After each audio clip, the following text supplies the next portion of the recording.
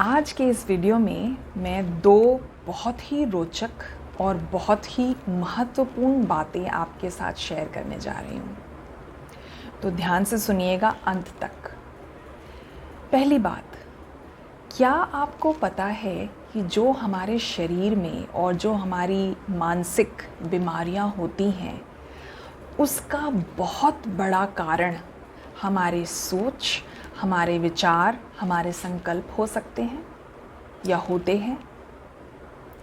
आपको अगर मेरी बातों पे विश्वास ना आ रहा हो तो मैं आपसे अनुरोध करूंगी, रिक्वेस्ट करूंगी कि आप गूगल पे जाइए और मसारू इमोतो, मैं नाम दोबारा दोहरा देती हूँ, मसारू इमोतो, ये एक जापानी लेखक, साइंटिस्ट, डॉक्टर थे जिन्होंने एक बहुत ही प्रसिद्ध वाटर एक्सपेरिमेंट किया।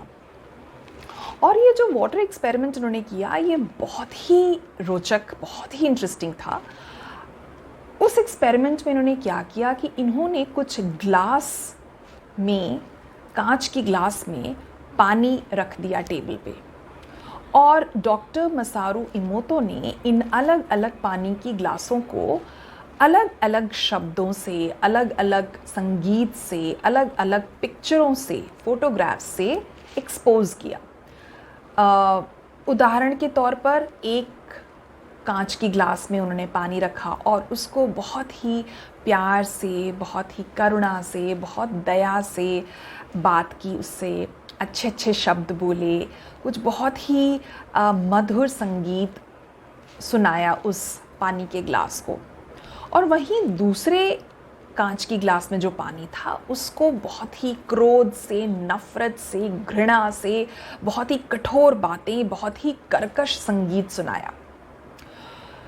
कुछ हफ्तों बाद उन्होंने इस पानी की ग्लास में जो पानी था उसको फ्रीज़ किया, और उस फ्रोज़न पानी को, जो जम गया था पानी, उसको इन्होंने माइक्रोस्कोप के नीचे उसके क्रिस्टलीन स्ट्रक्चर को पढ़ा।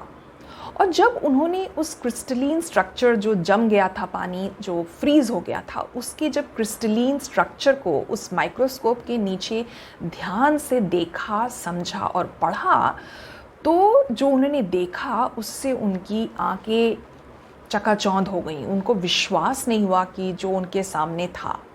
और क्या था? जिस ग्लास में पानी था, जिसको उन्होंने बहुत ही प्यार, मोहब्बत, दया, करुणा, बहुत ही मधुर संगीत सुनाया था, बोला था उन शब्दों को, उस पानी के जब फ्रीज़ किया था, उसका जो क्रिस्टलीन स्ट्रक्चर था वो बहुत ही सुंदर, अद्भुत पैटर्न्स थे, कुछ फूल के, कुछ ज्योमेट्रिक, वो बहुत ही अनोखे, बहुत ही क्रिस्टलीन स्ट्रक्चर्स बन गए थे, बहुत ही सुंदर पैटर्न्स। और जिस ग्लास में पानी को उन्होंने बहुत ही नफ़रत, घृणा, अपशब्द बोले थे और बहुत ही कर्कश संगीत सुनाया था, उसके जब क्रिस्टलीन स्ट्रक्चर को उन्होंने माइक्रोस्कोप के नीचे देखा, तो उसमें बहुत ही अजीबोगरीब, टूटी फूटी, विकृत पैटर्न्स थे। ये देखकर उन्होंने एक निष्कर्ष निकाला, और वो निष्कर्ष था कि जो हमारा मानव शरीर है वो भी 70 से 75% पानी है। यहाँ तक कि हमारा जो दिमाग है, ब्रेन, वो भी लगभग 90% कॉन्स्टिट्यूट पानी करता है। तो जब एक ग्लास के पानी में कुछ शब्दों का, कुछ संगीत का, कुछ अच्छे चित्रों का इतना ज़बरदस्त, इतना गहरा प्रभाव है, तो जो हमारा मनुष्य का, जो मानव शरीर है, जिसमें ऑलमोस्ट 75% हमारा शरीर और 90% हमारा दिमाग जो पानी से ही बना है, उस पर कितना गहरा प्रभाव पड़ता होगा। तो इस एक्सपेरिमेंट, जो वाटर एक्सपेरिमेंट है, इससे हम सबको भी कुछ बहुत बड़ा सीखने की ज़रूरत है। हमारे लिए भी एक बहुत बड़ा सबक है, और वो सबक ये है कि हम अपने आप से क्या बातें करते हैं, हम क्या सोचते हैं, हमारे दिमाग में क्या विचार दिन भर चलता है, हमारे मन में कैसे संकल्प हैं, ये बहुत बड़ा फैक्टर है जो डिसाइड करता है कि हमारी mental, physical, emotional, spiritual, psychological health कैसी है। अगर हम स्वस्थ रहना चाहते हैं, और यहाँ पे मैं स्वस्थ सिर्फ शारीरिक स्वास्थ्य की बात नहीं कर रही हूँ, यहाँ मैं मानसिक, आध्यात्मिक, हर प्रकार के वेल बीइंग और स्वास्थ्य की बात कर रही हूँ। तो याद रखिए दोस्तों, हमें सिर्फ सकारात्मक, रचनात्मक बातें, मधुर बातें, दया, करुणा, प्यार, मोहब्बत, इन बातों को, इन चित्रों को, इन संगीतों को अपने को एक्सपोज करना चाहिए। इसका मतलब हमें कोशिश करनी चाहिए कि हम अपनी दिनचर्या में किसी भी प्रकार का कोई नकारात्मक, नेगेटिव या विषैला, टॉक्सिक या कोई गॉसिप, कोई शिकायत, मतलब कोई भी negative energy, negative vibration, negative frequency वाली बातें, वैसी सोच, वैसे विचार, वैसे संकल्प हम ना सोचें, ना कहें, ना करें। ये तो थी पहली बहुत ही रोचक और बहुत ही महत्वपूर्ण बात। दूसरी बात भी बहुत ही ज़रूरी, बहुत ही महत्वपूर्ण बात है जो हम सबको हमेशा ध्यान रखनी चाहिए। मैं भी जब छोटे से बड़ी हो रही थी तो मैंने अक्सर अपने पापा को और आसपास के लोगों को परिवार में ये कहते सुना था, मेरे भाई को और औरों को भी, कि बॉयज़ डोंट क्राई, लड़कों को रोना नहीं चाहिए। या हम अपने बच्चों को भी कई बार ये बताते हैं कि you are a good boy, you are a good girl, बेटा रो नहीं। और ये बचपन से हम अपने बच्चों में ये एक बात अनकॉन्शियसली, शायद हम इस बात की गहराई को समझते नहीं हैं, बट कहीं ना कहीं उनकी चेतना में ये बात हम डाल देते हैं कि अपनी भावनाओं को एक्सप्रेस मत करो। तुम कितने दुखी हो, परेशान हो, बेचैन हो, अपनी भावनाओं को, अपने विचारों को व्यक्त मत करो, अपने तक रखो। और कहीं ना कहीं ये बातें हम जैसे जैसे बड़े होते जाते हैं, हम अपनी बातों को अपने तक ही रखते हैं, हम उसे अपने दिल के किसी कोने में दबाते रहते हैं, छुपाते रहते हैं, दफनाते रहते हैं। यहाँ तक कि हमारे स्पेशली जो भारतीय परिवार हैं, ये बड़ी दुर्भाग्य की बात है लेकिन ये हकीकत है कि हमारे घर की परिवार की जो औरतें हैं वो भी अपनी बहुत सारी भावनाओं को अपने दिल के किसी कोने में दबाती रहती हैं, बहुत ज़्यादा खुल के बोलती नहीं हैं।